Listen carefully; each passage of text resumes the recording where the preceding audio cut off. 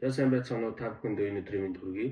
Баянгор аймгийн улсын тусгай хамгаалалтын газар нутгийг хариуцсан хамгаалдаг их богдын байгалийн зөвлөлт газрын хамгаалтын захиргааны аялал жуулчлал сургууль сурталчилгаа орчны бүс хариуцсан мэргэжилтийн сонин баяр байна. За 2015 онд Монгол Улсын их сургуулийн байгаль орчны хяналт үндэгийн мэргэжлээр төгссөн. Төрийн албанд 8 дахь жилдээ ажиллаж байна. Үүнээс энэхүү захиргаанд 2020 оноос хойш ажиллаж байна.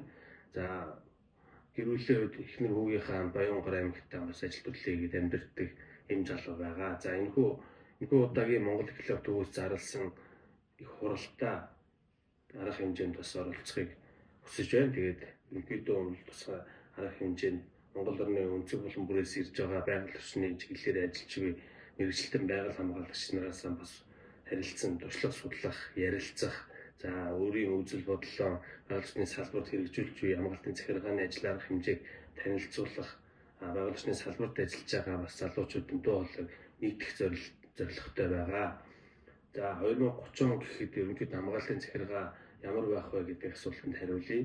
За Монгол Улсын засгийн газрын хувьд бол бас 2050-гийн бодлогын бичвэр баримтын хүрээнд за мөн 30 гэхэд Монгол Улсын нутгийн дэвсгэрийн 30% улсын тусгай хамгаалтанд авна гэсэн томоохон бодлогын бичвэр баримтын хүрээнд манай бас салбарын яам бусад захиргаадууд бас нэлийн хүч төрөн энэхүү ажиллаж байгаа. Тэгээд 2030 он гэхэд бол мэдээж бас хамгаалтын захиргаа шинэлэг таны төхөөрөмж нэвтрүүлэх, за одоо байгаа арга барилаа бас өөрчлөх, за ерөнхийдөө тусгай хамгаалтын газар нутгийн үндсэн зорилго бол унаган байгаа төрхийг нь ирээдүйн очтой үлдээх, тийм учраас аль болох тэнд аж төрж байгаа малчин эрхтэйгээ одоо хамтарч ажиллах, за иргэн бүр байгаль хамгаалагч гэдэг аяныг одоо жил болгон зохион байгуулж үр дүнд хүрэх, за орон нутг хамтын ажиллагаа бас сайжруулах шаардлагатай. За мөн улсын тусгай хамгаалтын газар нутагт байгаа одоо тэмдэглэгээ, бусад техник тоног төхөөрөмжийг сайжруулад ингээд ийм уран сахлын өрсөлдөөн эсрэг бас доолойгоо нэгтгэж чадсанаар